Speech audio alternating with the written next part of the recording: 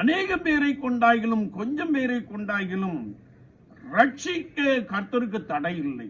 ஆனால் ஆண்டவர் ரட்சிக்கும்படியாய் கர்த்தருடைய சமூகத்திலே, கர்த்தருடைய பாதத்திலே முழங்கால் யுத்தம் பண்ணுகிற ஒரு நபராக நாம் காணப்படுகிறோமா?